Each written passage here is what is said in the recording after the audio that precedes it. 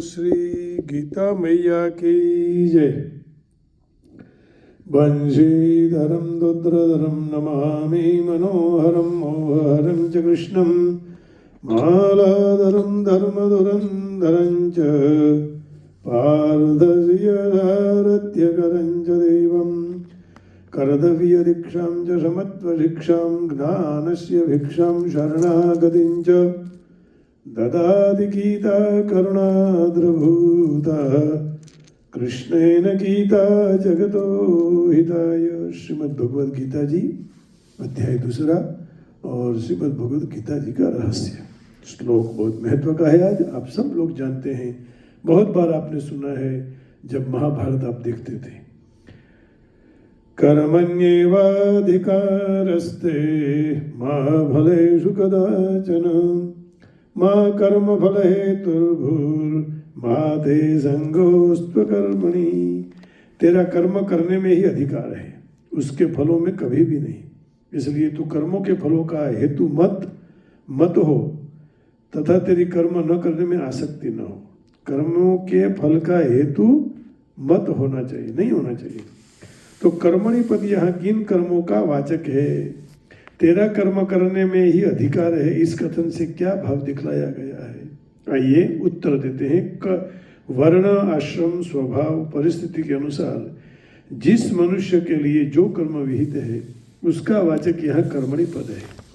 शास्त्र निषिद्ध पाप कर्मों का वाचक कर्मणि पद नहीं है, क्योंकि पाप कर्मों के मनुष्य का अधिकार नहीं है। उनमें तो वह राग द्वेष के वश में होकर प्रवृत्त हो जाता है। यह उसकी अनधिकार चेष्टा। हमारे परम पूज्य श्री कौंडिन्य गुरु जी कहते थे अनधिकार चेष्टा न कर्तव्य। तो अनधिकार चेष्टा है वह राग द्वेष में वश होकर प्रवृत्त होना। तो यह उसकी अनधिकार चेष्टा। इसलिए वैसे कर्म करने वालों को नरकादि में दुख भुगताकर दंड दिया जाता है। यहाँ तेरा कर्म करने में ही अधिकार है, यह कहकर भगवान ने ये भाव दिखलाए हैं। पहला भाव, इस मनुष्य शरीर में ही जीव को नवीन कर्म करने की स्वतंत्रता दी जाती है। अतः यदि वह अपने अधिकार के अनुसार परमेश्वर की आज्ञा का पालन करता रहे और उन कर्मों में तथा उनके फल में आसक्ति का सर्वथा त्याग करके उन कर्मों को परमात्मा की प्राप्ति का साधन बना ले, तो वह सहज में ही परमात्मा को प्राप्त कर सकता है। तुम्हें इस समय मनुष्य शरीर प्राप्त है, अतः तुम्हारा कर्मों में अधिकार है, इसलिए तुम्हें इस अधिकार का सदुपयोग करना चाहिए। ये पहली बात। दूसरी बात कह रहे हैं, मनुष्य का कर्म करने में ही अधिकार है, उनका स्वरूपतः त्याग करने में वह स्वतंत्र नहीं है। यदि वह अहंकार पूर्वक हठ से कर्मों के स्वरूपतः त्याग की चेष्टा भी करे तो भी सर्वथा त्याग नहीं कर सकता है। कुछ न कुछ तो हम लोग पकड़ ही लेते हैं। जैसे 3 अध्याय के 5वें श्लोक में भगवान दोहरा रहे हैं। क्या कह रहे हैं भगवान कहते हैं, नहीं कश्चित क्षणमपि जातु तिष्ठत्य कर्मकृत कार्यते यवशः कर्म सर्व प्रकृतिजैर्गुणैः। निस्संदेह कोई भी मनुष्य किसी भी काल में क्षण मात्र भी बिना कर्म किए नहीं रह सकता, क्योंकि सारा मनुष्य समुदाय प्रकृति जनित गुणों द्वारा परवश हुआ कर्म करने के लिए बाध्य किया जाता है। अब देखिए, क्योंकि उसका स्वभाव उसे जबरदस्ती कर्मों में लगा देता है। अब 3 अध्याय के 33वें श्लोक में भगवान वही बात कहने जा रहे हैं। 3 अध्याय और 33वां श्लोक। इस प्रकार भगवान यह स्पष्टता करते हैं, सदृशं चेष्टते स्वस्याः प्रकृतिर्ज्ञानवानपि प्रकृतिं यान्ति भूतानि निग्रह किं करिष्यति। सभी प्राणी प्रकृति को प्राप्त होते हैं, अर्थात अपने स्वभाव के परवश हुए कर्म करते हैं। ज्ञानवान भी अपनी प्रकृति के अनुसार चेष्टा करता है, फिर इसमें किसी का हठ क्या करेगा? हठ कुछ नहीं कर सकता। और 18वें अध्याय का 59 और 60, 18 अध्याय है उसका 59वां श्लोक, माने 59 और 60 दोनों में भगवान क्या कह रहे हैं? आइए, ये अंतिम भगवान ने बोला है जब कृष्ण की बातों में अर्जुन तैयार हो गए तब की बात है, अंतिम बात सुनिए। यदहंकारमाश्रित्य न योच्य इति मन्यसे मिथ्यैष व्यवसायस्ते प्रकृतिस्त्वं नियोक्ष्यति। जो तू अहंकार का आश्रय लेकर यह मान रहा है कि मैं युद्ध नहीं करूंगा, तेरा यह निश्चय मिथ्या है, क्योंकि तेरा स्वभाव तुझे जबरदस्ती युद्ध में लगा देता। फिर आगे कहते हैं स्वभावजेन कौन्तेय निबद्धस्वेन कर्मणा कर्तुम नेच्छसि यन्मोहात् करिष्यस्य वशोऽपि तत्। हे कुंती पुत्र, जिस कर्म को तू मोह के कारण करना नहीं चाहता उसको भी अपने पूर्वकृत स्वाभाविक कर्म से बंधा हुआ परवश होकर करेगा। माने कोई भी मनुष्य है उसको कर्म करना पड़ता है। ऐसी परिस्थिति में उसके द्वारा उस अधिकार का दुरुपयोग होता है तथा विहित कर्मों के त्याग से उसे शास्त्र आज्ञा के त्याग का भी दंड भोगना पड़ता है। अतएव तुम्हें कर्तव्य कर्म अवश्य करते रहना चाहिए, उनका त्याग कदापि नहीं करना चाहिए। अब तीसरी बात बता रहे हैं, जैसे सरकार के द्वारा लोगों को आत्मरक्षा के लिए, प्रजा की रक्षा के लिए अपने पास नाना प्रकार के शस्त्र रखने और उनके प्रयोग करने का अधिकार दिया जाता है, उसी समय उनके प्रयोग के नियम भी उनको बतला दिए जाते हैं। उसके बाद यदि कोई मनुष्य उस अधिकार का दुरुपयोग करता है तो उसे दंड दिया जाता है, तो उसका अधिकार भी छीन लिया जाता है।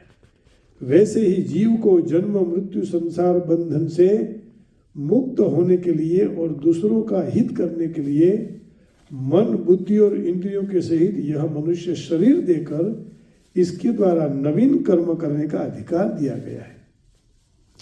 अतः जो इस अधिकार का सदुपयोग करता है वह तो कर्म बंधन से छुटकर परम पद को प्राप्त हो जाता है। जो दुरुपयोग करता है वह दंड का भागी होता है तथा उससे वह अधिकार छीन लिया जाता है, अर्थात उसे पुनः सूकर कुकर आदि योनियों में ढकेल दिया जाता है। इस रहस्य को समझकर मनुष्य को इस अधिकार का सदुपयोग करना चाहिए। ये बात यहाँ रख दी कि यदि मनुष्य सदुपयोग नहीं करेगा तो फिर वह समय हाथ से चला जाएगा। कर्मों के फलों में तेरा कभी अधिकार नहीं है, इस कथन का क्या भाव है? कोई भी परीक्षा दी किसी ने तो वो जरूर आकांक्षा रखेगा, अपेक्षा रखेगा, अधिकार नहीं है लेकिन इच्छा तो होगी कि मैं पास हो जाऊं। आइए ये क्या जवाब देते हैं, देखिए। इससे भगवान ने यह भाव दिखलाया कि मनुष्य कर्मों का फल प्राप्त करने में कभी किसी प्रकार की स्वतंत्र नहीं। कितना मिलेगा वो ईश्वर के हाथ में है, लेकिन फल जरूर मिलेगा। तो कितना मिलेगा उसमें हमारा अधिकार नहीं है। उसके कौन से कर्म का क्या फल होगा, वह फल उसको किस जन्म में और किस प्रकार प्राप्त होगा, इसका न तो उसको कुछ पता है और न वह अपने इच्छानुसार समयसर उसे प्राप्त कर सकता है, अथवा न उससे बच ही सकता है। मनुष्य चाहता कुछ और है और होता कुछ ही है।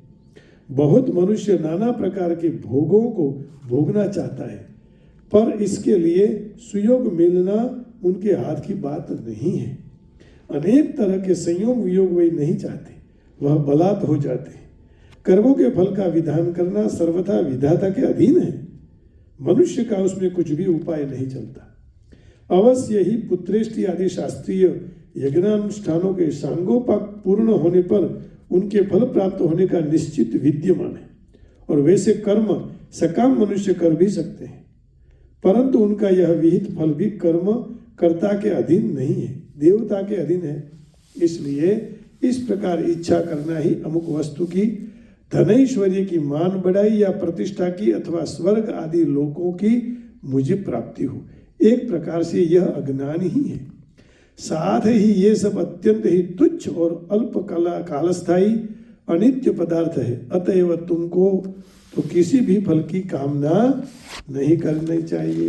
फल जरूर मिलने वाला है, लेकिन कितना फल मिलेगा वो हमारे हाथ में नहीं है। ऐसा यहाँ भगवान ने अर्जुन को स्पष्ट बता दिया। आइए अब एक भजन करके सत्संग पूरा करेंगे।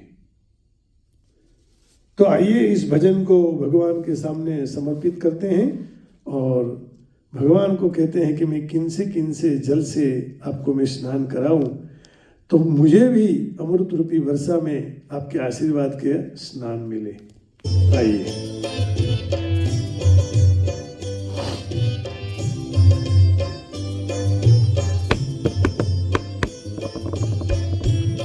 शब्द है यमुना जलमा केशर घोड़ी, स्नान कराऊं श्यामला।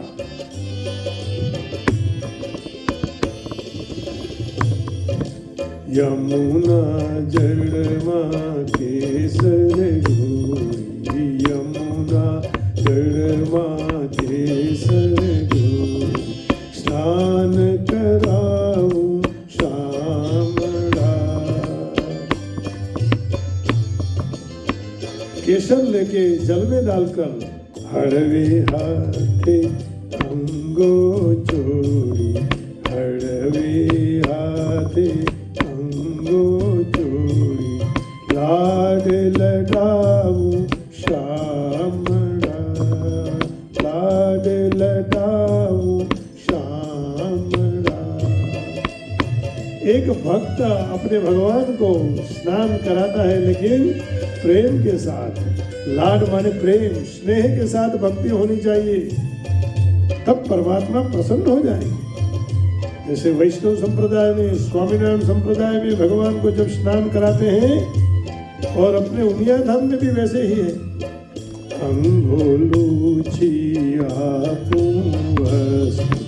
पीड़ो पीताम्बर प्यार मां, अंगोलूची आपो वस्त्र, पीड़ो पीताम्बर प्यार, तेल सुगंधि नाखिया, तेल सुगंधि नाखिया, वाकड़िया तुझे वाड़ मां।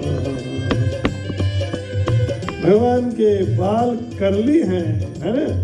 यमुना जलमा केसर घोड़ी, यमुना जलमा केसर घोड़ी, स्नान कराऊं श्यामला, ओ स्नान कराऊं श्यामला। આપણે વાળ કરલી કરવા જવું પડે, लेकिन भगवान को जन्मजात से ही कृष्ण, उनका जीवन ही ऐसा है। सब टेढ़ा लेकिन दुनिया को सीधे करने वाले, भक्तों का जीवन भक्त की राह को सीधे कर देने वाले, ऐसे भगवान कृष्ण है।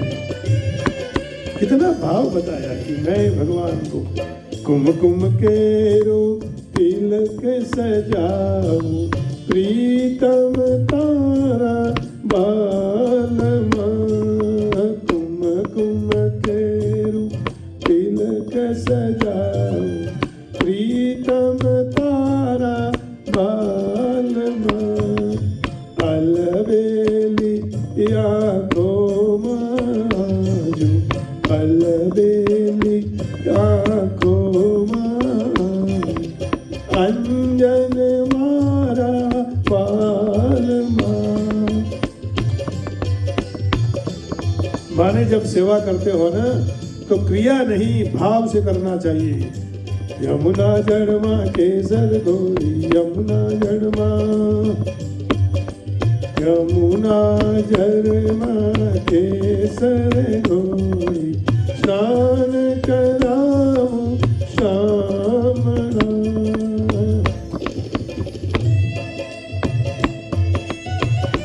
जब भाव से सेवा की जाती है तो भगवान प्रकट हो जाते हैं। भावेन विद्यते देवो तस्मात् भावो ही कारणम। बहुत अद्भुत शब्द है इस भजन के। हृदय में भाव उत्पन्न हो जाता है।